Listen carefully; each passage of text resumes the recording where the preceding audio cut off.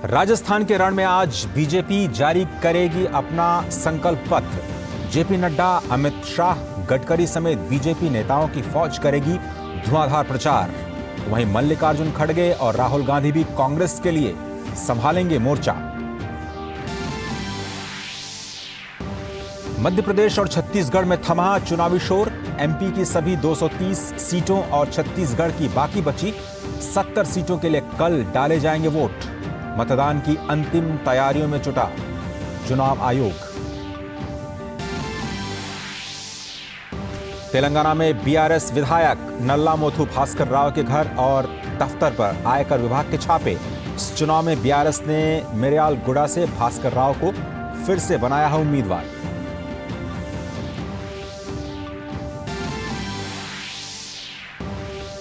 ASEAN रक्षा मंत्रियों की बैठक में भाग लेने के लिए जकार्ता पहुंचे रक्षा मंत्री राजनाथ सिंह।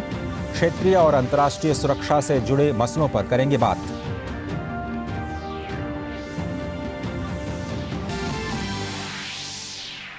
इजरायली सेना का दावा, गाजा के सबसे बड़े अस्पताल में मिले हमास के कमांड सेंटर और हथियार। तो वहीं यूएनएससी ने गाजा में तत्काल मानवीय सहायता के लिए संघर्ष रोकने का किया आह्वान।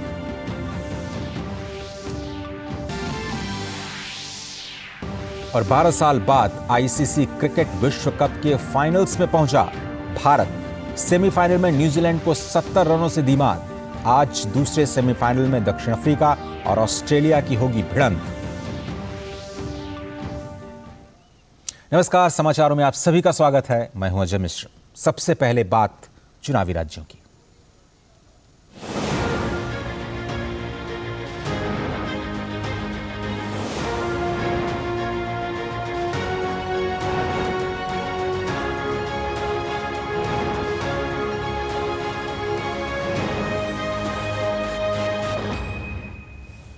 राजस्थान के सियासी रण में आज बीजेपी अपना संकल्प पत्र जारी करेगी। पार्टी अध्यक्ष जेपी नड्डा जयपुर में संकल्प पत्र को सार्वजनिक करेंगे। इस दौरान पार्टी के तमाम बड़े नेता मौजूद होंगे। जिस तरह से बीजेपी राजस्थान की मौजूदा सरकार को भ्रष्टाचार और महिला अपराध से जुड़े मामलों में घेर रही है, उसे देखकर यह माना जा रहा है कि संकल्प पत्र में महिला सुरक्षा, शिक्षा और महिला सशक्तिकरण को लेकर के फोकस हो सकता है। कहा यह भी जा रहा है कि इस संकल्प पत्र में उत्तर प्रदेश, मध्य प्रदेश के संकल्प पत्रों की झलक भी दिख सकती है। रोजगार, शिक्षा जैसे बुनियादी मुद्दों को भी पार्टी अपने संकल्प पत्र में शामिल कर सकती है। इसके बाद जेपी नड्डा दौसा के महुआ और सिकराय में 2 चुनावी रैलियां करेंगे। विधानसभा चुनाव के लिहाज से आज का दिन राजस्थान के लिए बड़ा होने वाला है, क्योंकि कांग्रेस और बीजेपी के बड़े नेता यहां चुनावी दौरे पर आ रहे हैं। खुद बीजेपी अध्यक्ष दौसा में प्रचार की कमान संभालेंगे। तो वहीं वरिष्ठ बीजेपी नेता और केंद्र में मंत्री अमित शाह आज देवली उनियारा विधानसभा क्षेत्र में जनसभाएं करेंगे और राजसमंद में चारभुजा नाथ मंदिर के दर्शन पूजन भी करेंगे।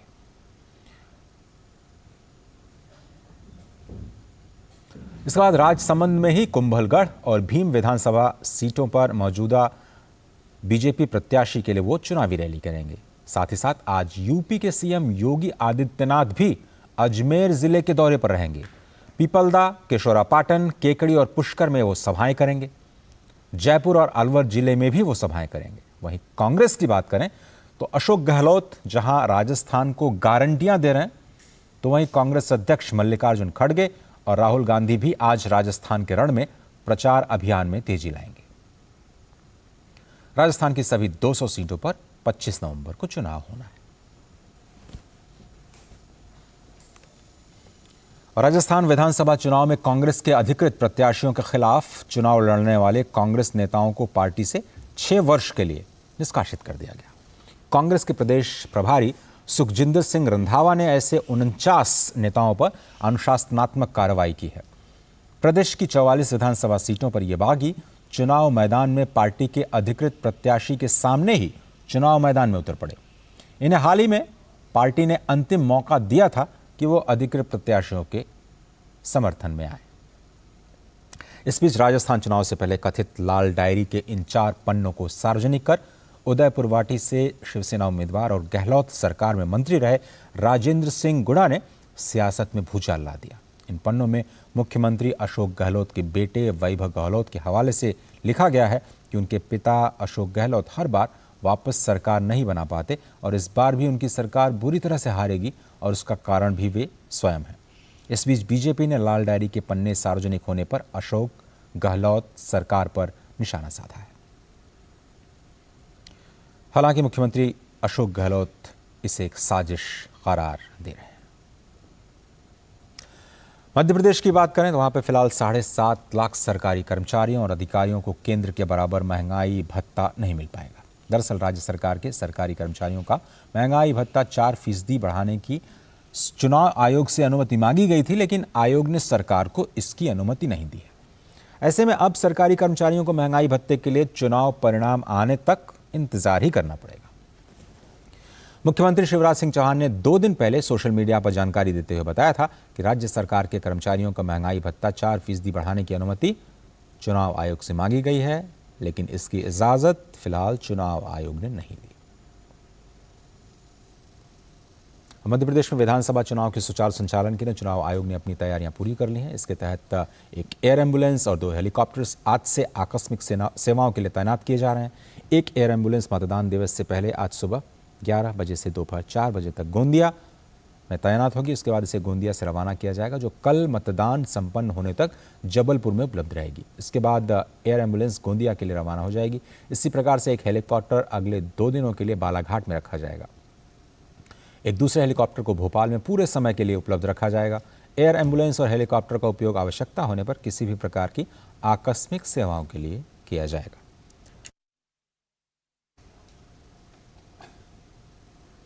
मध्य प्रदेश विधानसभा चुनाव के लिए एक पखवाड़े से ज़्यादा समय से चल रहा धुआंधार चुनाव प्रचार कल शाम थम गया। अब केवल घर घर संपर्क के जरिए है मतदाताओं तक अपनी बात पहुंचाई जा सकेगी। निर्वाचन आयोग आज से मतदान दलों को रवाना कर रहा है ताकि वे कल मतदान के दिन सभी व्यवस्थाओं का समुचित प्रबंधन कर सकें। मध्य प्रदेश में चुनाव आयोग ने उम्मीदवारों पर नजर रखने के लिए व्यापक इंतजाम किए हैं। प्रदेश में 846 फ्लाइंग स्क्वाड्स, 996 सर्विलांस टीम और 109 क्विक रिस्पांस टीम्स कार्य कर रही हैं। प्रदेश में कुल 376 अंतर्राज्यीय नाकों और 712 आंतरिक नाकों के जरिए निगरानी की जा रही है। वहीं मध्य प्रदेश में विधानसभा चुनाव के दौरान आदर्श आचार संहिता के उल्लंघन की अब तक 9,980 शिकायतें प्राप्त हुई हैं। खास बात यह है कि ये सभी शिकायतें सी विजिल ऐप के माध्यम से मिली। चुनाव आयोग ने इन सभी शिकायतों का त्वरित निराकरण किया है। मध्य प्रदेश में सभी 230 सीटों पर कल सुबह 7 बजे से शाम 6 बजे तक वोट डाले जाएंगे। नक्सलग्रस्त कुछ विधानसभा क्षेत्रों में मतदान 3 बजे तक होगा। मध्य प्रदेश में कुल 2,533 उम्मीदवार मैदान में हैं। इनमें महिला उम्मीदवारों की संख्या 252 है, जबकि एक प्रत्याशी थर्ड जेंडर से है। छत्तीसगढ़ में विधानसभा चुनाव के दूसरे चरण में 70 निर्वाचन क्षेत्रों में चुनाव प्रचार कल शाम समाप्त हो गया। अब उम्मीदवार घर घर जाकर के मतदाताओं को अपने पक्ष में करने का प्रयास करेंगे। दूसरे चरण की 70 सीटों के लिए कल वोट डाले जाएंगे। इस चरण में कुल 958 उम्मीदवार चुनाव मैदान में हैं। 1,63,14,489 मतदाता अपने मताधिकार का उपयोग करेंगे। इस बीच कल चुनाव प्रचार के अंतिम दिन वरिष्ठ भाजपा नेता और केंद्रीय मंत्री अमित शाह, अनुराग सिंह ठाकुर, पार्टी अध्यक्ष जगत प्रकाश नड्डा ने कई रैलियों को संबोधित किया। कांग्रेस नेता राहुल गांधी ने बलौदा बाजार और बेमेतारा में जनसभाएं की थी। तेलंगाना में भी चुनाव प्रचार चरम पर है। तमाम राजनीतिक दल मतदाताओं को लुभाने के लिए जी तोड़ मेहनत कर रहे हैं। राज्य में बुधवार को नाम वापस लेने का अंतिम दिन था। तेलंगाना के 119 विधानसभा निर्वाचन क्षेत्रों के लिए 30 नवंबर को मतदान होगा। इस बीच बीआरएस के नेता और मुख्यमंत्री केसीआर लगातार रैलियों में व्यस्त हैं, अपनी सरकार की उपलब्धियां गिना रहे हैं। वहीं दूसरी ओर हैदराबाद में तेलंगाना भाजपा प्रमुख और केंद्रीय मंत्री जी किशन रेड्डी ने केसीआर पर जमकर निशाना साधा। उन्होंने कहा कि 2023 में केसीआर की सरकार जाने वाली है और 2024 में कौन आएगा ये तो भारत की जनता ही तय करेगी। तेलंगाना में मिर्यालगुड़ा से बीआरएस उम्मीदवार और मौजूदा विधायक नल्लामुथु भास्कर राव के ठिकानों पर आयकर विभाग छापेमारी कर रहा है। उनके दफ्तर, आवास और कुछ करीबियों पर छापेमारी चल रही है। नल्लामुथु भास्कर राव को 2014 में नवगठित राज्य तेलंगाना में मिर्यालगुड़ा निर्वाचन क्षेत्र के विधानसभा सदस्य के रूप में चुना गया था। इसके बाद 2018 से उन्हें मिर्यालगुड़ा विधानसभा क्षेत्र में विधायक के रूप में फिर से चुना गया।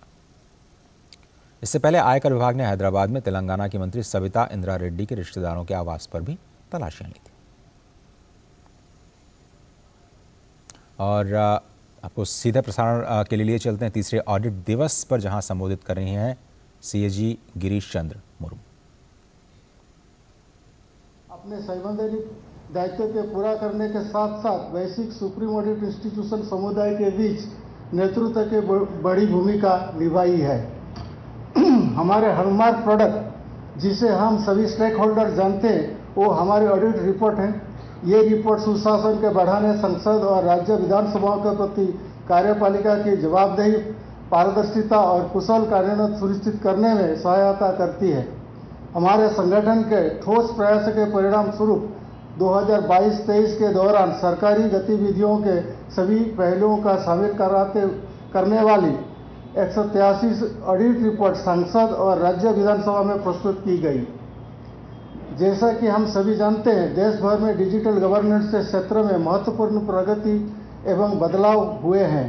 इस पैराडाइम शिफ्ट को ध्यान में रखते हुए हमने भी टेक्नोलॉजी का लाभ उठाया है और इस वर्ष हमने एक उल्लेखनीय उपलब्धि हासिल की है। अप्रैल 2023 से हमने unique enterprise wide process and knowledge management system one IAD one system OIOS का उपयोग कर 100% डिजिटल ऑडिट प्रक्रियाओं में परिवर्तित हो गए हैं, जो अब हमारी ऑडिट प्रक्रियाओं के लिए सिंगल सोर्स ऑफ ट्रूथ होगा। यह उपलब्धि उन लोगों के अनावरत प्रयास से ही संभव हो पाया है जिन्होंने इसके अवधारणा दी, इसे बनाया, एक के बाद एक मॉड्यूल के बड़ी मेहनत से एक साथ जोड़ा, साहसपूर्वक कार्यान्वयन शुरू किया, लोगों को प्रशिक्षित किया और रात दिन मार्गदर्शन हेतु उपलब्ध रहे। डाटा एनालिसिस हमारा ऑडिट प्रक्रिया की एक स्थायी विशेषता है और नियमित रूप से ड्रोन, ग्लोबल पोजिशनिंग सिस्टम और रिमोट सेंसिंग जैसे उन्नत उपकरणों के उपयोग ने हमें इसमें बारीकी अवलोकन करने में सक्षम बनाया है, जो पहले संभव नहीं होता। राज्य सरकार की वित्तीय प्रणाली के साथ हमारे लेखा कार्यालयों के इंटीग्रेशन के हमने वित्तीय सूचना प्रवाह और बड़े डेटा सेट तक पहुंचने प्रदान की है। लेखा कार्यों में डेटा एनालिटिक्स क्षमता के विकसित करके हम अकाउंट्स और ऑडिट के बीच संबंध और मजबूत करने के प्रयास करेंगे। विशेष रूप से वित्तीय सूचना विश्लेषण के लिए हमारा मानना है कि इससे ऑडिट बेहतर जानकारी के साथ होगा और पब्लिक फाइनेंशियल मैनेजमेंट आउटकम्स को बढ़ाने में मदद मिलेगी। जब हम अपने गणराज्य के 75वें वर्ष का समारोह मनाने की तैयारी कर रहे हैं, लोकल गवर्नेंस के मजबूत करने और इस प्रकार जमीनी स्तर के लोकतंत्र के मजबूत करने पर अपना ध्यान केंद्रित करना उचित है। इसी क्रम में हमने 73वें और 74वें संविधानिक संशोधन के कार्यान्वयन पर राज्यों में लेखा परीक्षा के लोकल फंड ऑडिटर्स द्वारा स्थानीय निकायों के लेखाओं का प्रमाणित करने की आवश्यकता की महसूस करते हुए हमने पंचायती राज संस्थाओं की लेखा परीक्षा के लिए दिशा निर्देश जारी किए हैं। हम एक international centre for local government audit and capacity building की स्थापना कर रहे हैं।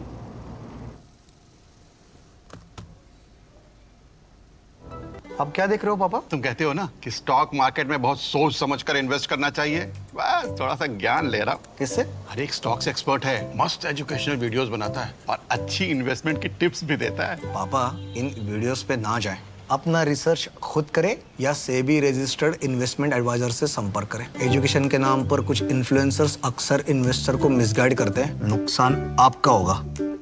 सोच कर समझ कर इन्वेस्ट कर। स्वागत है आप सभी का समाचारों में एक बार फिर से। उत्तराखंड के उत्तरकाशी स्थित सिलक्यारा टनल में फंसे मजदूरों को निकालने के लिए रेस्क्यू ऑपरेशन आज भी जारी है। आज सिलक्यारा में रेस्क्यू ऑपरेशन का 5वां दिन है। आज नई jack and push earth auger machine से रेस्क्यू ऑपरेशन को अंजाम दिया जा रहा है। ऑगर ड्रिलिंग मशीन के इंस्टॉलेशन का काम पूरा हो गया है। अभी तक रेस्क्यू के काम में लगाई गई ऑगर मशीन से अपेक्षित सफलता नहीं मिलने की वजह से दिल्ली से सेना की नई jack and push earth auger machines मंगवाई गई हैं। कल वायुसेना के हरक्यूलिस विमानों के जरिए 3 खेपों में नई jack and push earth auger machines Chinyalisaur हवाई अड्डे पर उतारी गई। इसके बाद चिन्याली सौर से सिकलियारा तक ग्रीन कॉरिडोर बनाया गया। ग्रीन कॉरिडोर के द्वारा नई jack and push earth auger machine को सिकलियारा की टनल तक पहुंचाया गया, जहां पर 5 दिन से 40 मजदूर फंसे हुए हैं। इन सब में सबसे अहम बात यह है कि सभी फंसे हुए 40 मजदूर सुरक्षित हैं। लगातार उनसे बातचीत जारी है। इसके अलावा उनको दवाइयां भी दी जा रही हैं। बचाव कार्यों में तेजी लाने के लिए वायुसेना के हरक्यूलिस विमान की मदद से हैवी ऑगर ड्रिलिंग मशीन निर्माणाधीन सुरंग तक पहुंचाई गई है। इसके साथ ही अन्य मशीनों के द्वारा भी मलबा हटाने की कार्रवाई युद्ध स्तर पर चल रही है। श्रमिकों को पाइप्स के माध्यम से ऑक्सीजन, दवा, पेयजल और भोजन की आपूर्ति की जा रही है। इसके अतिरिक्त प्रशासन श्रमिकों के साथ वॉकी टॉकी के जरिए लगातार संपर्क बनाए हुए है। इस बीच मुख्यमंत्री पुष्कर सिंह धामी राहत और बचाव कार्यों पर लगातार नजर बनाए हुए हैं।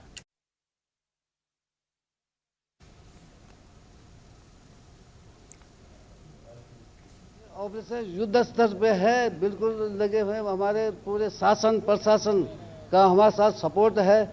हमारे प्रधानमंत्री जी ने इतने नंबर 1 दर्जे आधे दर्जे की मशीन को भेजा है यहाँ पे और ये 100% कामयाब होगी। आप किसी के बहकाव में ना आए। लोग अनाप शनाप मैसेज डाल रहे हैं, वो बिल्कुल सुरक्षित है। फर्स्ट प्रायोरिटी है कि उनको सही सलामत बाहर निकालना, और वो बिल्कुल सुरक्षित है, उनको कोई प्रॉब्लम नहीं है।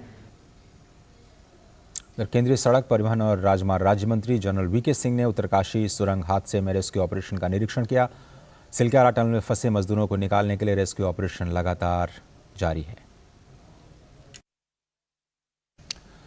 श्री वीके सिंह ने कहा कि बचाव अभियान का कार्य चल रहा है और अपनी तरफ से पूरी कोशिश की जा रही है कि मजदूरों को सुरक्षित बाहर निकाला जाए। काम चल रहा है, हमें पूरी उम्मीद है, इसीलिए हम सब लोग आए ताकि चीज़ें भेज दी हैं और जितना जल्दी काम शुरू हो, इसी आशा के लिए हम सब लोग देख रहे हैं। रक्षा मंत्री राजनाथ सिंह आज से इंडोनेशिया की यात्रा पर हैं। जकार्ता में उनका स्वागत इंडोनेशिया के रक्षा मंत्री ने किया। यहां पर राजनाथ सिंह आसियान देशों के रक्षा मंत्रियों की 10वीं बैठक प्लस में हिस्सा लेंगे। रक्षा मंत्री अपने 2 दिनों के दौरे के दौरान क्षेत्रीय और अंतर्राष्ट्रीय सुरक्षा के मुद्दों पर फोरम को संबोधित करेंगे। राजनाथ सिंह आसियान देशों के रक्षा मंत्रियों की 10वीं बैठक प्लस से इतर सम्मेलन में हिस्सा लेने वाले देशों के रक्षा मंत्रियों के साथ द्विपक्षीय वार्ता भी करेंगे। वे इस दौरान पारंपरिक रूप से लाभकारी संबंधों को और सशक्त करने के लिए रक्षा सहयोग पर चर्चा करेंगे। दिल्ली को प्रदूषण से राहत मिलती नजर नहीं आ रही। आज दिल्ली का वायु गुणवत्ता सूचकांक 400 के करीब दर्ज किया गया, जो कि गंभीर श्रेणी में आता है। दीपावली के बाद से प्रदूषण लगातार बढ़ रहा है। स्मॉग के साथ साथ हल्का कोहरा और ठंडे वातावरण में नमी अधिक होने से प्रदूषण का स्तर बढ़ा है। केंद्रीय प्रदूषण नियंत्रण बोर्ड के अनुसार अगले कुछ दिनों तक प्रदूषण से खास राहत नहीं मिलने वाली। प्रदूषण की वजह से लोगों की तकलीफें भी बढ़ रही हैं। पोल्यूशन की वजह से जो ये चेस्ट में कंजेशन हो रहा है बहुत ज़्यादा, रात को सांस नहीं आता है, आधी बार रात को काढ़ा वगैरह पीना पड़ जाता है, और आँखों में जो है ना इचिंग हो रही है बहुत ज़्यादा। आंखें ज़्यादा देर तक खोल भी नहीं पाते, ड्रॉप्स डालनी पड़ रही है आईज में, नोज ड्रॉप्स डालनी पड़ रही है, तो वही सब दिक्कत आ रही है यहाँ पे। तो पोल्यूशन की कंडीशन तो सीवियर है। एक्चुअल में हम कैपिटल में रह रहे हैं और कैपिटल में ऐसी कंडीशन है, तो ये अच्छी चीज़ तो है नहीं। हम सुबह सुबह आते सवेरे उठते हैं हम कि भाई चलो हम घूम के आते हैं, हमें हेल्दी अच्छी हवा मिलेगी, पर यहाँ पे ऐसी कंडीशन नहीं है। हम यहाँ घूम रहे हैं इस टाइम पे और विदाउट मास्क घूम रहे हैं, फिर तो बहुत ज़्यादा प्रॉब्लम है। केदारनाथ धाम की यात्रा इस बार कई मायनों में खास साबित हुई है। इतिहास में पहली बार इस सीजन में रिकॉर्ड तोड़ 19,61,000 श्रद्धालुओं ने केदारनाथ धाम के दर्शन किए, जो पिछले साल से 4 लाख ज़्यादा है। केदारनाथ में श्रद्धालुओं की संख्या बढ़ने से यहाँ तीर्थाटन और पर्यटन को बढ़ावा मिला है। वहीं बद्री केदार मंदिर समिति की आमदनी में भी करोड़ों रुपए का इजाफा हुआ है। 25 अप्रैल को भगवान केदारनाथ मंदिर के कपाट आम श्रद्धालुओं के लिए खोले गए थे। यात्रा की शुरुआत से ही केदारनाथ धाम में भक्तों का हुजूम उमड़ना शुरू हो गया था। यात्रियों की संख्या में इजाफे को देखते हुए बद्री केदार मंदिर समिति और प्रशासन ने केदारनाथ में प्रतिदिन दर्शन का समय भी बढ़ाया था। इससे ज़्यादा से ज़्यादा श्रद्धालुओं ने दर्शन किए। इससे मंदिर समिति, पर्यटन से जुड़े व्यापारी, घोड़े खच्चर, डंडी कैंडी, हवाई सेवाएं, शटल सेवाएं समेत यात्रा से जुड़े व्यवसायियों को काफ़ी मुनाफा हुआ।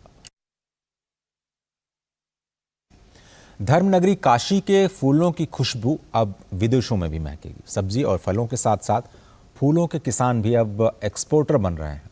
वाराणसी से बुधवार को पहली बार गेंदे का फूल संयुक्त अरब अमीरात के लिए निर्यात किया गया है। लगभग 400 किलो गेंदों का फूल वाराणसी के बाबतपुर स्थित लाल बहादुर शास्त्री इंटरनेशनल एयरपोर्ट से भेजा गया। कृषि और प्रसंस्कृत खाद्य उत्पाद निर्यात विकास प्राधिकरण के चेयरमैन अभिषेक देव ने वर्चुअली फ्लैग ऑफ करके कंसाइनमेंट को रवाना किया। गेंदे के साथ ही गुलाब के फूल को भी सैंपल के तौर पर भेजा गया है। त्योहारी सीजन हो या फिर शादियां, अब फूलों से डेकोरेशन हर कोई चाहता है। दुबई में भारत के फूलों से त्योहार और दूसरे मौकों पर सजावटें की जाएंगी। विदेश मंत्री डॉक्टर एस जयशंकर ने कहा है कि भारत खालिस्तानी अलगाववादी की हत्या की किसी जांच से इनकार नहीं कर रहा है, लेकिन उसने कनाडा से कहा है कि वह इस हत्या में भारत सरकार के एजेंट्स की संलिप्तता के बारे में अपने आरोपों के सबूत उपलब्ध कराए। डॉक्टर जयशंकर ने कल लंदन में वरिष्ठ पत्रकार न्यूएल बार्बर के साथ 1 अरब लोग दुनिया को कैसे देखते हैं इस विषय पर बातचीत की और उनके सवालों के जवाब में ये टिप्पणी की। In Canada, we feel that the Canadian politics has given space to violent and extreme political opinions which advocate separatism from India, including through violent means. And these people have been accommodated in Canadian politics. They are given the freedom to articulate their views. If you have a reason to make such an allegation, please share the evidence with us. We are not ruling out an investigation and looking at anything which they may have to offer. They haven't done so. अब Britain के दौरे पर गए विदेश मंत्री doctor S Jaishankar ने London में उत्तर प्रदेश के लोखरी से 8वीं शताब्दी में चुराई गई मंदिर की मूर्तियों योगिनी चामुंडा और योगिनी गोमुखी की वापसी समारोह में भी हिस्सा लिया।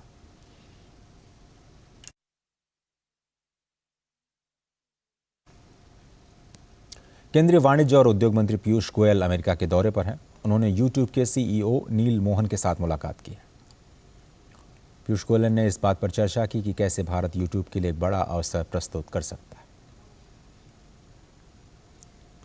केंद्रीय मंत्री पीयूष गोयल ने ICAI के सैन फ्रांसिस्को चैप्टर के चार्टर्ड अकाउंटेंट्स के साथ भी बैठकें की।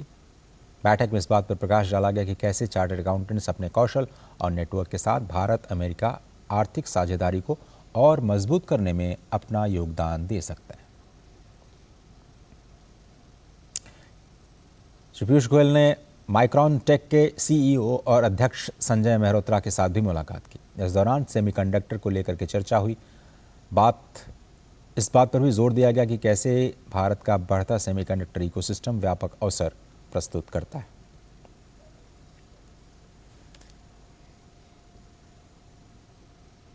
और केंद्रीय मंत्री पीयूष गोयल ने स्टैनफोर्ड विश्वविद्यालय में प्रमुख शिक्षाविदों के साथ राउंड टेबल चर्चा में हिस्सा लिया। इस दौरान उन्होंने भारत के उच्च शिक्षा संस्थानों के साथ सहयोग के अवसरों पर बात की, जिससे प्रमुख वैश्विक मुद्दों पर ज्ञान अनुसंधान और अग्रणी समाधानों के आदान प्रदान को बढ़ावा मिलेगा। उन्होंने कैलिफोर्निया में सिलिकॉन वैली के उद्योग जगत के लोगों के साथ भी मुलाकात की है।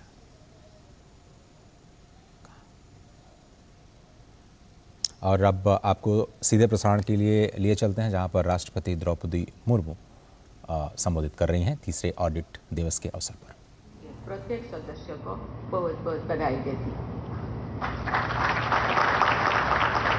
आज के ही दिन यानी 16 नवंबर को वर्ष 1860 में भारत के प्रथम ऑडिटर जनरल को नियुक्त किया गया था।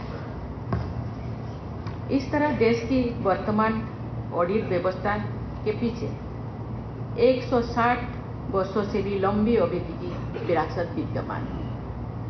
C&AG के नेतृत्व में सरकार के ऑडिट समुदाय ने इंटीग्रिटी, गवर्नेंस और सिस्टम बिल्डिंग को मजबूत बनाने में अपना महत्वपूर्ण योगदान दिया है। इसके लिए मैं आप सबकी और आपके पूर्ववर्ती कर्मचारियों एवं अधिकारियों की सराहना करती हूँ। आज विश्व समुदाय में भारत की अग्रणी स्थिति ऑडिट के क्षेत्रों में भी दिखाई देती है। भारत द्वारा G20 की अध्यक्षता की सर्वत्र सराहना की जाती है। विश्व की कुल GDP में G20 देशों का लगभग 85% हिस्सा है। इसीलिए G20 देशों में फाइनेंशियल प्रोप्राइटी तथा सुशासन को और सुदृढ़ बनाने को विश्वव्यापी लाभ होगा। भारत द्वारा G20 की अध्यक्षता के दौरान भारत के C&AG श्री गिरीश चंद्र मुर्मू जी ने G20 देशों के सुप्रीम ऑडिट इंस्टीट्यूशंस की अध्यक्षता की। इसके लिए मैं आपको बहुत बहुत बधाई देती हूँ। भारत द्वारा SAI-20 की अध्यक्षता के दौरान ब्लू इकोनॉमी और रेस्पॉन्सिबल आर्टिफिशियल इंटेलिजेंस के मुद्दों पर जोर दिया जाना, भविष्य के बारे में रोड मैप तैयार करना अच्छी प्रयास है।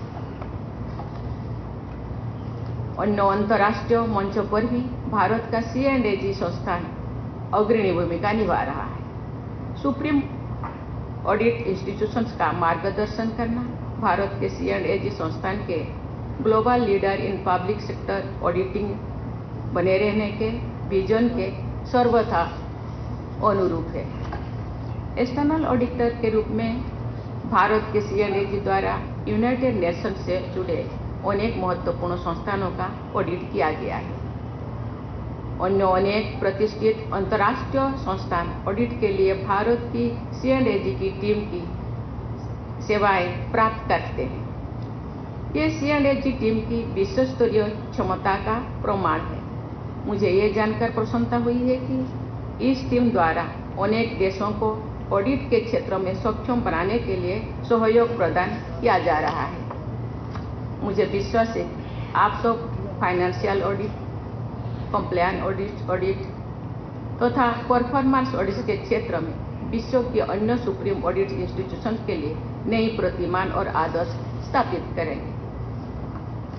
देवियों और स्वजन, जैसा कि सभी जानते हैं, वर्ष 1857 के स्वाधीनता संग्राम के परिणाम स्वरूप वर्ष 1858 में ब्रिटिश हुकूमत के ईस्ट इंडिया कंपनी के शासन संबंधी अधिकारों को समाप्त करके भारत की व्यवस्था को सीधे ब्रिटिश क्राउन के अधीन स्थानांतरित कर दिया गया। तब से लेकर द्वितीय विश्व युद्ध के तक के कालखंड के दौरान कॉलोनियल सिस्टम को मजबूत बनाने के लिए उनके कानून और संस्थान बनाए गए। आज हम स्वाधीन भारत की विकास यात्रा के अमृत काल से गुजर रहे हैं। इस दौर में कॉलोनियल माइंडसेट से बाहर आकर समतामूलक और लोकतांत्रिक सोच के साथ आगे बढ़ने को एक राष्ट्रीय प्राथमिकता का दर्जा दिया गया है। मेरा मानना है कि परंपराओं और व्यवस्थाओं में जो कुछ उपयोगी है उसे हम जारी रखें तथा जो कुछ क्षमता लोकतंत्र तथा त्वरित विकास के अनुरूप नहीं है उसे छोड़ दें या सुधार दें। हमारे संविधान निर्माताओं ने सुशासन और राष्ट्र निर्माण के हित में controller and auditor general of India को विशेष अधिकार और दर्जा प्रदान किया है। ये अधिकार संसदीय प्रणाली के तहत प्रदान किया गया। इस संदर्भ में डॉक्टर बाबा साहेब अम्बेडकर के एक महत्वपूर्ण वक्तव्य का अक्सर उल्लेख किया जाता है। C&AG के महत्व के विषय में बाबा साहेब ने कहा था, I am of the opinion that this dignitary or officer is probably the most important officer in the constitution of India. He is the one man who is going to see that the expenses voted by Parliament are not exceeded or varied from what has been laid down by Parliament. Baba Saheb के इस वक्तव्य में ये भी ध्यान देने योग्य बात है कि संसद का निर्णय सर्वोपरि है। संसद का निर्णय जनता की आकांक्षाओं को परिलक्षित करता है। आज हमारे देशवासी वर्ष 2047 तक एक विकसित भारत के निर्माण की दिशा में तेजी से आगे बढ़ना चाहते हैं। C&AG सहित देश के सभी महत्वपूर्ण संस्थानों और समुदायों को इस लक्ष्य को प्राप्त करने में अपना योगदान देना है। मुझे ये जानकर प्रसन्नता हुई है कि C&AG द्वारा central for data management and analytics की स्थापना सहित अनेक ऐसे कदम उठाए हैं जिनमें भविष्य के अनुरूप डिजिटल टेक्नोलॉजी तथा अन्य आधुनिक पद्धतियों का उपयोग किया जा रहा है। भविष्य के प्रति ये सजगता उपयोगी सिद्ध होगी। देवियों और स्वजनों, वर्ष 1949 में अंगीकृत किए गए हमारे संविधान के मूल अंग्रेजी पाठ में controller and auditor general of India तथा अधिकृत हिंदी अनुवाद में भारत का नियंत्रक महालेखक परीक्षक पद नाम दिया गया है। लेकिन आज C&AG की पूरी टीम से अपेक्षा की जाती है कि ये ऐसे नियंत्रक और परीक्षक के रूप में योगदान दे जो देश की विकास यात्रा में सहयात्री भी हो तथा मार्गदर्शक भी हो। निकट भविष्य में भारत को विश्व की तीसरी सबसे बड़ी अर्थव्यवस्था बनाने में आप सबकी विशेष भूमिका रहेगी।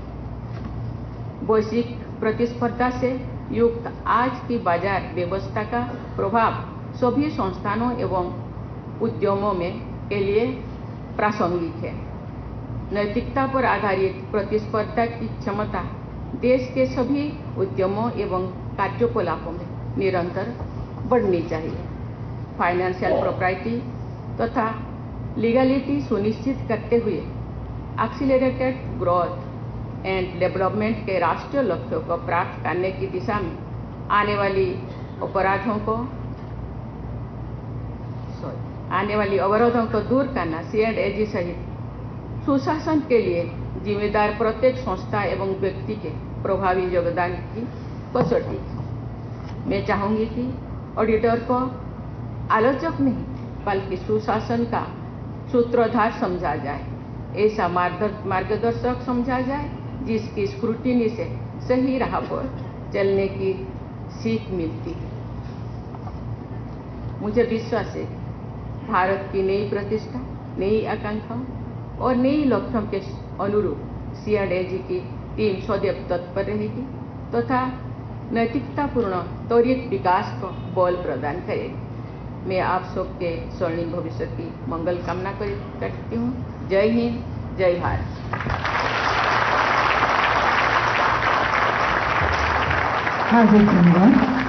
आप सबसे निवेदन है कृपया। आप देख रहे थे सीधा प्रसारण ऑडिट दिवस के अवसर पर, जहां पर राष्ट्रपति ने स्पष्ट तौर पर ऑडिट ऑफिसर्स को देश के एक सशक्त स्तंभ के रूप में उनको संबोधित करते हुए कहा कि भारत को तीसरी सबसे बड़ी अर्थव्यवस्था बनाने में उनकी महत्वपूर्ण भूमिका होने वाली है। एक छोटा सा ब्रेक, उससे पहले बुलेटिन में आगे बढ़ने से पहले एक बार फिर से नजर डालते हैं अब तक की सुर्खियों पर।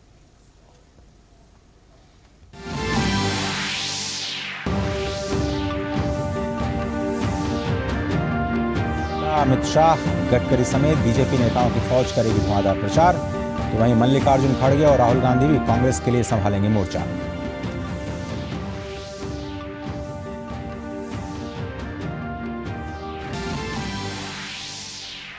मध्य प्रदेश और छत्तीसगढ़ में थमा चुनावी शोर। एमपी की सभी 230 सीटों और छत्तीसगढ़ की बाकी बची 70 सीटों के लिए कल डाले जाएंगे वोट। मतदान की अंतिम तैयारियों में जुटा चुनाव आयोग।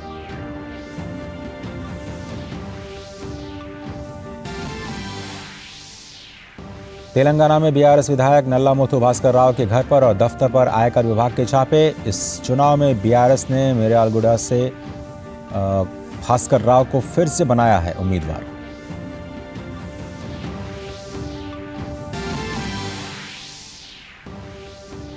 आसियान रक्षा मंत्रियों की बैठक में हिस्सा लेने के लिए जकार्ता पहुंचे रक्षा मंत्री राजनाथ सिंह।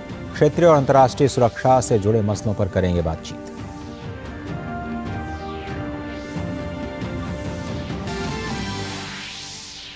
इजरायली सेना का दावा, गाजा के सबसे बड़े अस्पताल में मिले हमास के कमांड सेंटर और हथियार।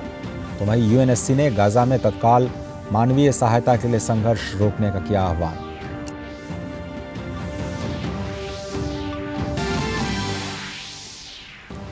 और 12 साल बाद आईसीसी क्रिकेट विश्व कप के फाइनल में पहुंचा भारत। सेमीफाइनल में न्यूजीलैंड को 70 रनों से दी मात। आज दूसरे सेमीफाइनल में दक्षिण अफ्रीका और ऑस्ट्रेलिया की होगी भिड़ंत। प्रधानमंत्री नरेंद्र मोदी ने अपने इंस्टाग्राम अकाउंट पर एक वीडियो शेयर किया है, जिसमें वो 2 बच्चों के साथ अलग अंदाज में नजर आ रहे हैं, बच्चों को दुलारते नजर आ रहे हैं। अपने इंस्टाग्राम अकाउंट पर इसे शेयर करते हुए पीएम मोदी ने लिखा, मेरे युवा दोस्तों के साथ कुछ यादगार पल।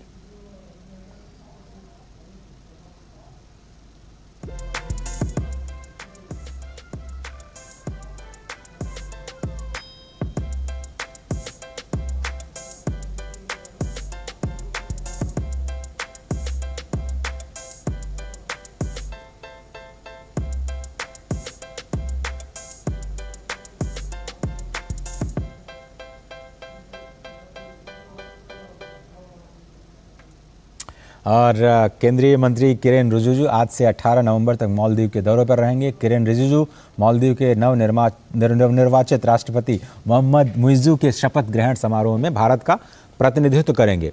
विदेश मंत्रालय ने एक बयान में कहा कि शपथ ग्रहण समारोह में केंद्रीय मंत्री किरेन रिजिजू का उच्च स्तरीय प्रतिनिधित्व दोनों देशों के बीच महत्वपूर्ण सहयोग को बढ़ाने और लोगों के बीच संबंधों को सुदृढ़ करने की भारत की प्रतिबद्धता को रेखांकित करता है।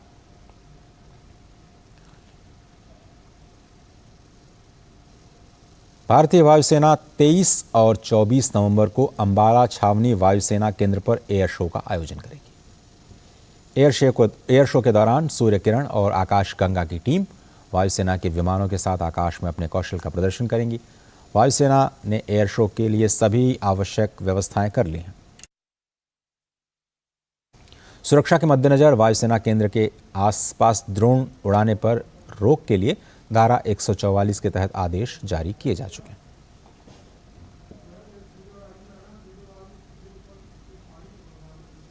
छठ पूजा के लिए बिहार और उत्तर प्रदेश जाने वाले मुसाफिरों के लिए भारतीय रेलवेज ने वंदे भारत जैसी स्पेशल ट्रेन पटना के लिए चलाई हैं।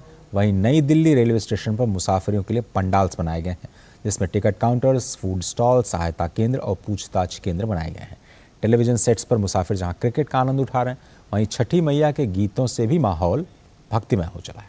हमारे संवाददाता राजेश राज ने नई दिल्ली स्टेशन पर रेलवे की सुविधाओं का जायजा लिया। नई दिल्ली रेलवे स्टेशन पर और दिल्ली के तमाम रेलवे स्टेशनों पर भीड़ को नियंत्रित करना भारतीय रेलवे के लिए किसी चुनौती से कम नहीं होती।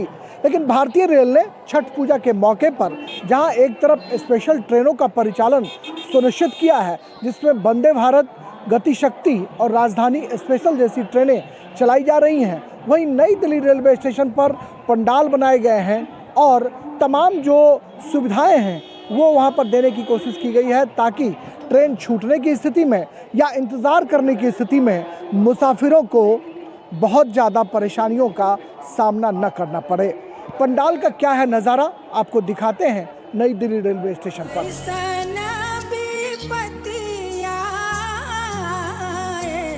पहले जो प्लेटफॉर्म में काफ़ी ज़्यादा भीड़ भाड़ होती थी, अभी जो वेटिंग वाले एरिया है उसको बड़ा करके बाहर करके, तो ये जो मतलब जो थोड़ा जो गैदरिंग होता था वो भी बहुत कम हो गया। अभी व्यवस्था देख रहा है ये मोदी की सरकार में ने बहुत चीज़ें चेंज हुआ है, तो ये पहले से बहुत बेटर है। और नॉर्दर्न रेलवे के जीएम नई दिल्ली रेलवे स्टेशन का मुआयना करने के लिए पहुंचे और उन्होंने मुसाफिरों से टिकट काउंटर से ही टिकट खरीदने की अपील की है। दलालों से टिकट न ले।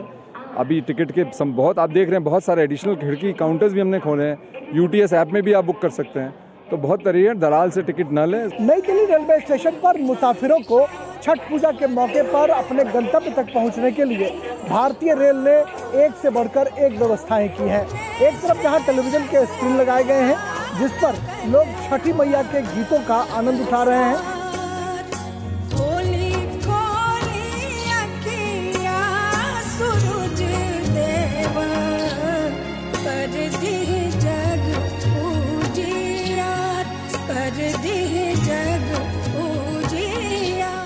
वहीं दूसरी तरफ एक डिस्प्ले किया गया है जिस पर क्रिकेट मैच लोग देख रहे हैं आराम से बैठकर। बड़े पंडाल हैं, उस पंडाल में मुसाफिरों को बैठने की व्यवस्था की गई है। सहायता काउंटर बनाए गए हैं, पूछताछ काउंटर बनाए गए हैं, अतिरिक्त टिकट खिड़कियां बनाई गई हैं, ताकि जो नॉर्मल रेगुलर टिकट खिड़कियां हैं उस पर भीड़ को नियंत्रित किया जा सके। प्लेटफॉर्म टिकट की खरीद बिक्री जो है उसको रोक दिया गया है, क्योंकि इससे अतिरिक्त भीड़ जो है रेलवे स्टेशन पर देखने को मिलती थी। कैमरामैन योगेश के साथ नई दिल्ली रेलवे स्टेशन से राजेश राज, डीडी न्यूज़ के लिए। देश से वस्तुओं का निर्यात इस साल अक्टूबर में 6.21% बढ़ा 33.57 अरब डॉलर के स्तर पर रहा है। हालांकि इस दौरान व्यापार घाटा भी बढ़ा है और 31.46 अरब डॉलर पर पहुंच गया। बुधवार को जारी सरकारी आंकड़ों के मुताबिक इस महीने में आयात बढ़कर के 65 अरब डॉलर को पार कर गया, जो कि अक्टूबर में करीब 58 अरब डॉलर के स्तर पर था। देश का व्यापार घाटा अक्टूबर में 31.46 अरब डॉलर रहा।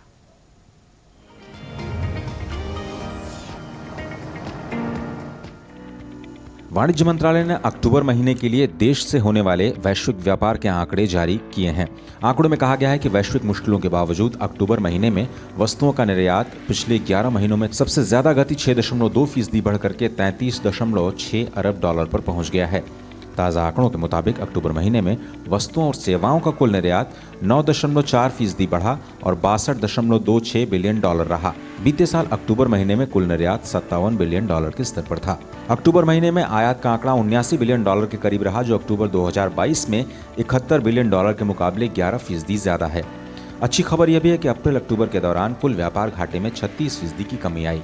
साल 2022 में अप्रैल-अक्टूबर अवधि में व्यापार घाटा करीब 90 बिलियन डॉलर था, जो इस साल 36% कम होकर के 58 बिलियन डॉलर पर है। वाणिज्य मंत्रालय में सचिव सुनील बर्थवाल ने बताया कि दुनिया भर में वस्तुओं के दाम में कमी और ऊंची ब्याज दरों और ऊंची एक्सचेंज दरों के बावजूद भारत से होने वाले निर्यात में सुधार देखा गया। उन्होंने कहा कि अगस्त माह में जो ग्रीन शूट्स नजर आए थे वो अक्टूबर में और भी स्थिर हुए हैं और उम्मीद है कि इस साल भी हम बीते साल के निर्यात लक्ष्यों के आगे जाएंगे। अक्टूबर महीने में औषधि और फार्मा निर्यात 29% बढ़कर के 2.4 बिलियन डॉलर पर पहुंच गया, जबकि इलेक्ट्रॉनिक सामान का निर्यात अक्टूबर 2023 के दौरान 28% की वृद्धि के साथ 2.38 बिलियन डॉलर पर पहुंच गया है। अक्टूबर 2023 में कृषि निर्यात में भी वृद्धि जारी है। खाद्य पदार्थों के कुल निर्यात में 41% की बढ़ोतरी दर्ज की गई। तिलहन का निर्यात 29% बढ़ा और फल सब्जियों का निर्यात 24% बढ़ा है। कॉफी के एक्सपोर्ट में 8.4% और चाय के एक्सपोर्ट में 4.1% की वृद्धि दर्ज की गई है। त्योहारी सीजन की वजह से सोने के आयात में 95% की बढ़ोतरी दर्ज की गई। अक्टूबर माह में कच्चे तेल के दाम भी बीते साल के मुकाबले ज्यादा रहे और रुपए की कीमत में भी 2.4% की गिरावट दर्ज की गई है। Bureau report, DD news.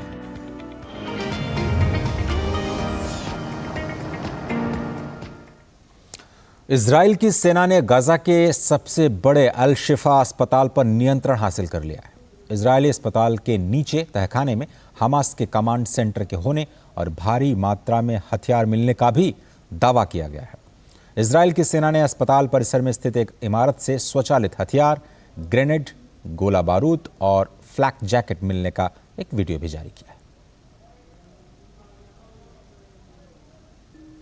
Israel Hamas संघर्ष के बीच संयुक्त राष्ट्र सुरक्षा परिषद ने गाजा में मानवीय मदद के लिए संघर्ष रोकने की मांग वाले प्रस्ताव को मंजूरी दे दी है। बुधवार को विशेष सत्र के दौरान लाए गए प्रस्ताव का 12 देशों ने समर्थन किया, जबकि अमेरिका, रूस और ब्रिटेन ने मतदान में हिस्सा ही नहीं लिया। नए प्रस्ताव में गाजा पट्टी में मानवीय मदद के लिए अंतर्राष्ट्रीय मानवीय कानून के पालन की मांग की गई है।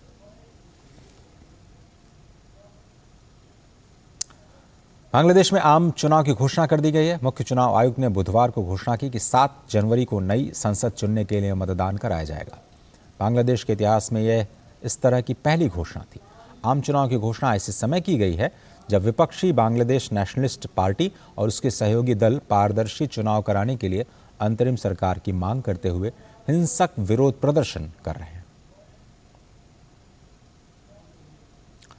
अमेरिकी राष्ट्रपति जो बाइडेन और उनके चीनी समकक्ष शी जिनपिंग ने करीब 1 साल के बाद मुलाकात की है। एशिया प्रशांत आर्थिक सहयोग शिखर सम्मेलन के दौरान दोनों नेताओं की मुलाकात सैन फ्रांसिस्को के फिसोली स्टेट में हुई। दोनों नेताओं ने क्षेत्रीय और वैश्विक मुद्दों पर विचारों का आदान प्रदान किया। इसमें जलवायु परिवर्तन, नशीले पदार्थों की तस्करी को रोकना और आर्टिफिशियल इंटेलिजेंस जैसे मुद्दे शामिल रहे। बाइडेन ने आपसी सहयोग पर जोर देते हुए कहा कि ये सुनिश्चित करना ही होगा कि हमारे बीच आपसी प्रतिस्पर्धा संघर्ष में न बदल जाए। वहीं जिनपिंग ने अमेरिका चीन संबंध को दुनिया में सबसे महत्वपूर्ण द्विपक्षीय संबंध बताया।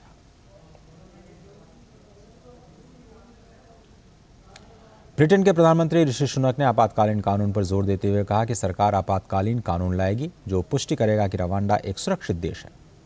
सुनक ने कहा कि उनकी सरकार पहले ही रवांडा के साथ एक नई संधि पर काम कर रही है।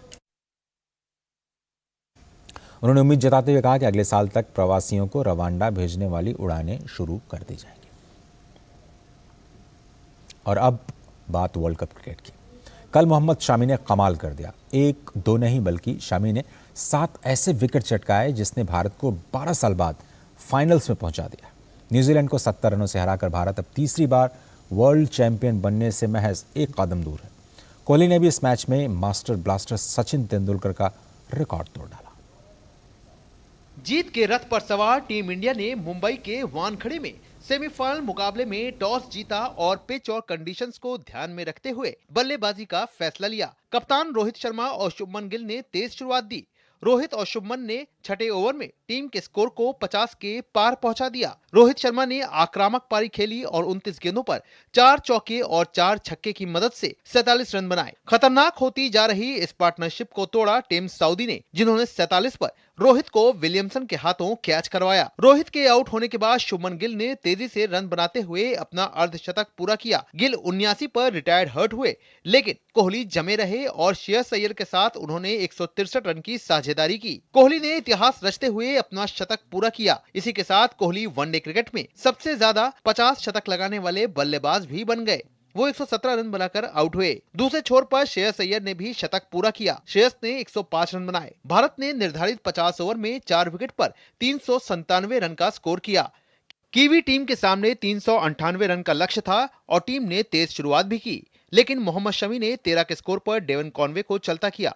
इसके थोड़ी ही देर बाद सचिन रविंद्र भी 13 के ही स्कोर पर मोहम्मद शमी का दूसरा शिकार बने।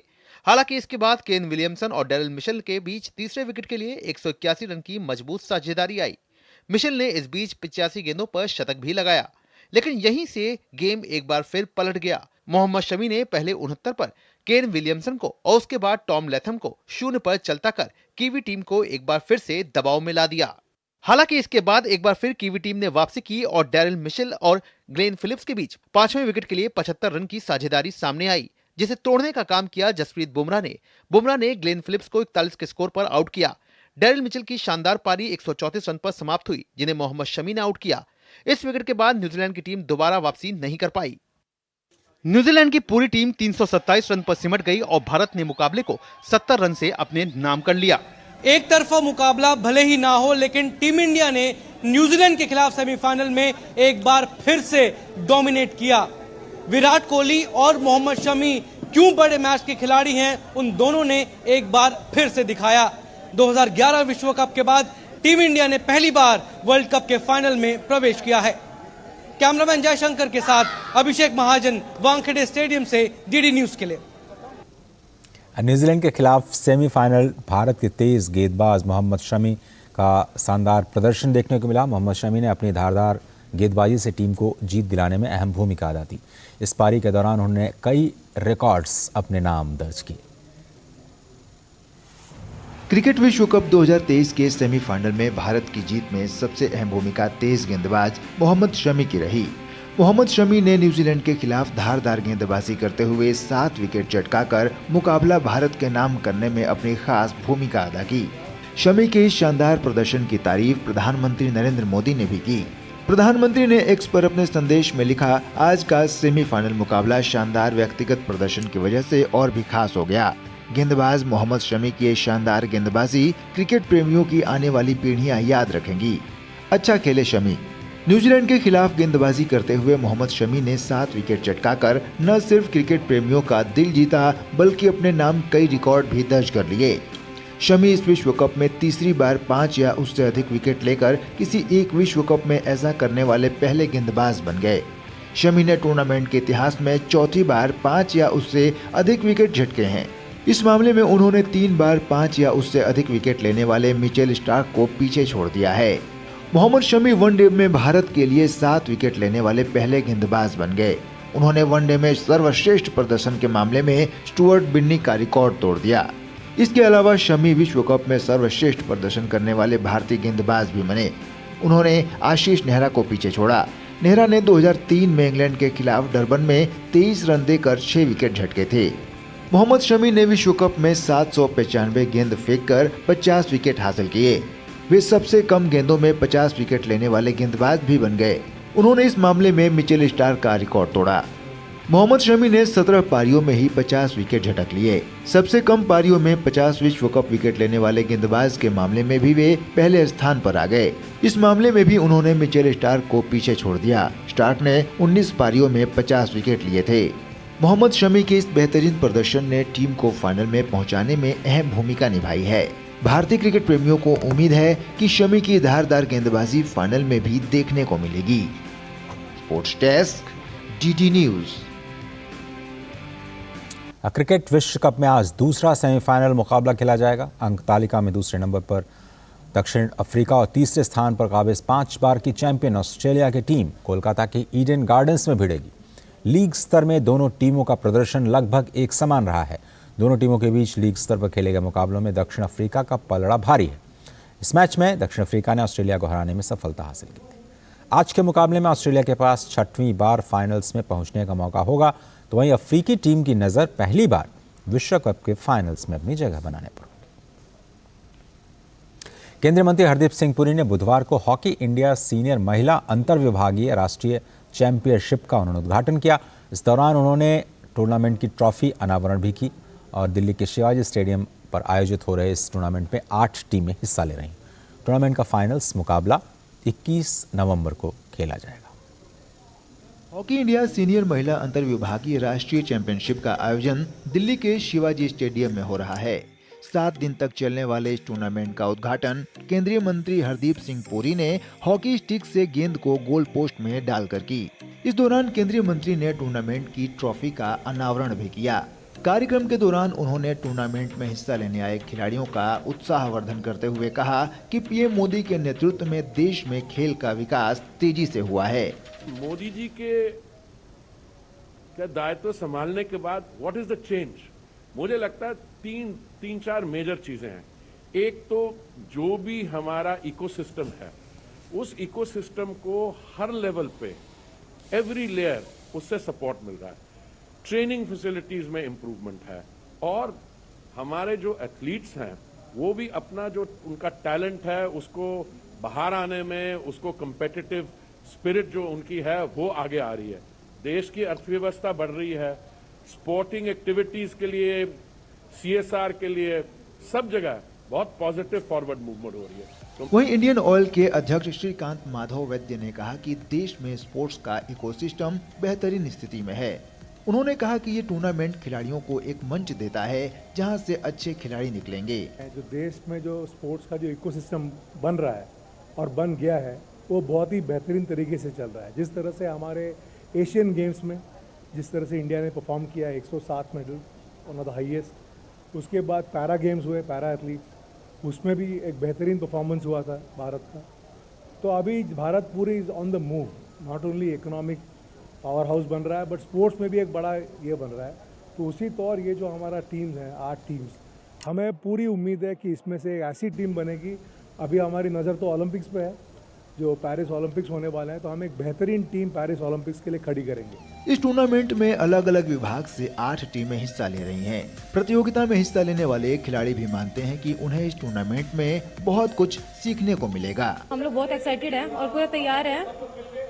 देखो, we are doing our best. सीखने के तो हमेशा मिलता है और अभी जो नहीं खेल रहे हैं उनके लिए ज़्यादा अच्छा चांस है कि इंटरनेशनल्स के साथ खेल रहे हैं। तो इस बार पूरी तैयारी है और जो लास्ट टाइम हमारी गलती हुई थी टीम बनने में, फर्स्ट बार बनी थी क्योंकि पुलिस कंट्रोल बोर्ड की, तो इस बार हम पूरी तैयारी, पूरे जोश से आए खेलने के लिए। इस बार हम फर्स्ट के लिए खेलेंगे। हमारी टीम पहले भी अच्छा खेली है और अभी भी मुझे श्योर है कि उससे भी अच्छा प्रदर्शन करते हुए हो सकता है हम लोग यहाँ से गोल्ड मेडल इस बार जीत के जाएं। एंड अगर पूछा जाए कि हाउ द जोश, it's high, it's very high. Tournament में हिस्सा ले रही 8 टीमों को 2 पूल में बांटा गया है। लीग चरण के दौरान प्रत्येक टीम अपने अपने पूल में अन्य सभी टीमों के खिलाफ खेलेगी। इसके बाद प्रत्येक पूल से शीर्ष 2 टीमें सेमीफाइनल में पहुंचेंगी, जो 20 नवंबर को निर्धारित है। टूर्नामेंट का फाइनल मुकाबला 21 नवंबर को खेला जाएगा। इस प्रकार के टूर्नामेंट डिपार्टमेंट के खिलाड़ियों के बीच खेल भावना को बढ़ाने का काम करते हैं। साथ ही देश के शीर्ष खिलाड़ियों को नए खिलाड़ियों के साथ खेलने का मौका भी देते हैं ताकि नए खिलाड़ी तैयार हो सकें, जो कि आने वाले मुकाबलों में देश का नाम रोशन करने के लिए तैयार हों। कैमरामैन मोंटी के साथ मैं सुशील कुमार, DD न्यूज़, दिल्ली। और आज राष्ट्रीय प्रेस दिवस है। स्वतंत्र प्रेस के महत्व को उजागर करने के लिए ये दिन हर साल 16 नवंबर को मनाया जाता है। आज ही के दिन भारतीय प्रेस परिषद ने पत्रकारिता के मानकों की निगरानी का काम संभाला था। 1997 से परिषद विभिन्न संगोष्ठियों के माध्यम से राष्ट्रीय प्रेस दिवस मनाता रहा है। 2023 के राष्ट्रीय प्रेस दिवस का विषय है कृत्रिम बुद्धिमत्ता के युग में मीडिया।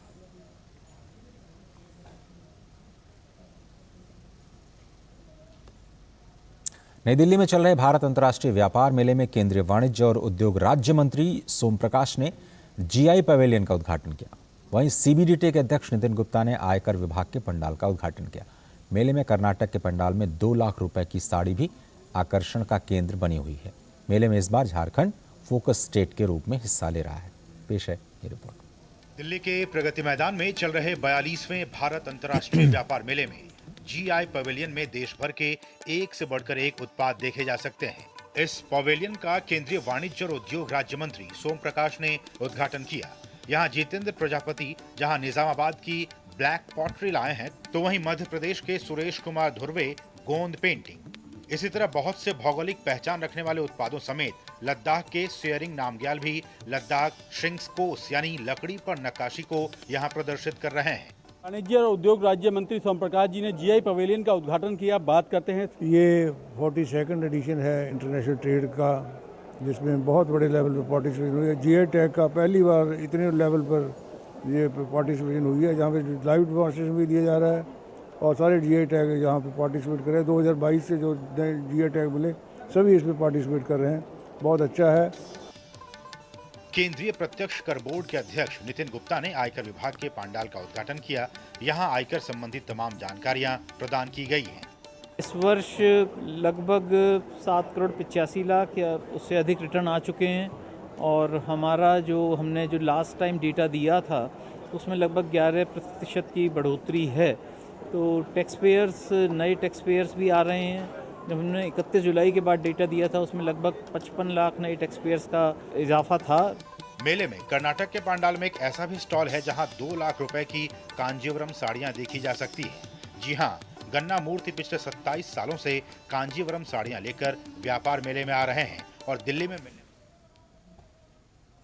और आइए सीधे चलते हैं जयपुर, जहां भाजपा अध्यक्ष जेपी नड्डा राजस्थान में होने वाले चुनाव के लिए भाजपा का संकल्प पत्र जारी कर रहे हैं।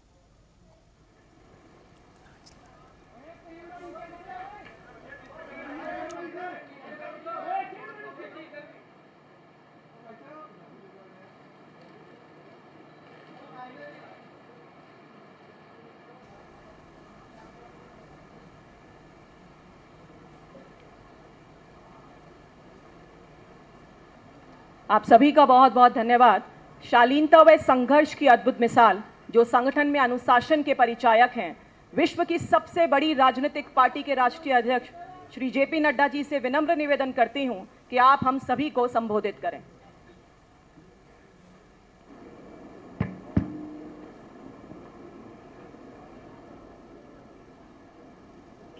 आज के इस भारतीय जनता पार्टी के संकल्प पत्र के लोकार्पण के अवसर पर मंच पर उपस्थित हमारे प्रदेश के अध्यक्ष श्री सीपी जोशी जी, हमारी वरिष्ठ नेत्री जिन्होंने राजस्थान को 2 बार नेतृत्व किया, श्रीमती वसुंधरा राजे जी, प्रहलाद जोशी जी, हमारे प्रभारी अरुण सिंह जी, सरकार में भारत सरकार में मंत्री गजेंद्र सिंह जी, अर्जुन राम मेघवाल जी, सतीश पुनिया जी, अलका गुजर जी, सम्मानित मंच और मेरे मीडिया के सभी वरिष्ठ पत्रकार बंधु। आज नेशनल प्रेस डे है। सबसे पहले तो मैं अपने पत्रकार बंधुओं को आज प्रेस डे के अवसर पर उनको शुभकामनाएं भी देता हूं और उसके साथ साथ उनको आज के दिन के लिए बधाई भी देता हूं। आप हमारे चौथे स्तंभ के रूप में प्रजातंत्र की सेवा कर रहे हैं। मित्रों, ये संकल्प पत्र के बारे में कुछ भूमिका आपके सामने अभी अर्जुन राम मेघवाल जी ने रखी और थोड़ी सी भूमिका हमारे प्रदेश के अध्यक्ष जी ने रखी। मैं यहाँ आपको एक बात ज़रूर बताना चाहता हूँ कि अन्य पार्टियों के लिए मैनिफेस्टो, विजन डॉक्यूमेंट, संकल्प पत्र ये महज एक औपचारिकता है, पर भारतीय जनता पार्टी के लिए यह विकास का रोड मैप है और इसलिए इस संकल्प पत्र मात्र कुछ पन्नों पर लिखा हुआ शब्द नहीं है, वह हमारे लिए जिसको कहा जाए वैसे वाक्य है जिसको हम पूरा करने के लिए कटिबद्ध हैं। और मैं कहने के लिए नहीं कह रहा हूं, हमारा इतिहास इस बात का साक्षी है कि जो हम लोगों ने कहा वो करके दिया, जो नहीं कहा था वो भी करके दिया है। इसलिए ये घोष वाक्य जो हमारा संकल्प पत्र का है, उस घोष वाक्य को हम पूरा करने का ये समर्पित है। और इसीलिए आपने देखा होगा कि इस पर ड्यू डिलिजेंस हुई। अभी आपके सामने डिटेल में अर्जुन राम जी ने बताया कि कितने सजेशंस आए और कैसे ये कार्यक्रम हुआ है। दूसरी बात मैं कहना चाहूँगा कि इस अवसर का उपयोग करते हुए what is the difference between BJP and Congress party, इसको भी मैं यहाँ स्पष्ट करना चाहता हूँ। और जब मैं कांग्रेस पार्टी की बात करता हूँ तो मैं यहाँ ये भी कहना चाहूँगा कि कांग्रेस पार्टी 5 बातों के लिए 5 साल में जानी गई। पहला, भ्रष्टाचार और भ्रष्टाचार में नंबर 1। दूसरा, बहन बेटियों और माताओं का अपमान, नारी सम्मान के साथ खिलवाड़ और महिलाओं के क्राइम में नंबर 1। किसानों का तिरस्कार, डिटेल में मैं बाद में आऊंगा, लेकिन this is the only state जहां बिजली का दर सबसे महंगा और पेट्रोल और डीजल पर वैट सबसे ज्यादा। अगर मैं बात करूं युवाओं की, तो जितने पेपर लीक्स यहां हुए इसने रिकॉर्ड तोड़ा है। और जहां गरीब और पिछड़ों की बात है, उनके साथ अत्याचार हुआ है। इसलिए 5 बातों के लिए जाना जाता है: भ्रष्टाचार, बहनों बेटियों का तिरस्कार, किसानों का तिरस्कार, युवाओं के भविष्यों से खिलवाड़ और गरीब लोगों के साथ अत्याचार। अगर मैं घोटालों की बात करूं, भ्रष्टाचार की बात करूं, तो इन्होंने वृद्धा पेंशन योजना में भी घोटाला करने से पीछे नहीं रहे और 450 करोड़ रुपए का उसमें भी घोटाला कर दिया। मैं एक ही वाक्य में आपको बताना चाहता हूं, मुख्यमंत्री अशोक गहलोत के परिवार का 11,000 करोड़ रुपीस का कॉन्ट्रैक्ट रिसीव हुआ है फैमिली से।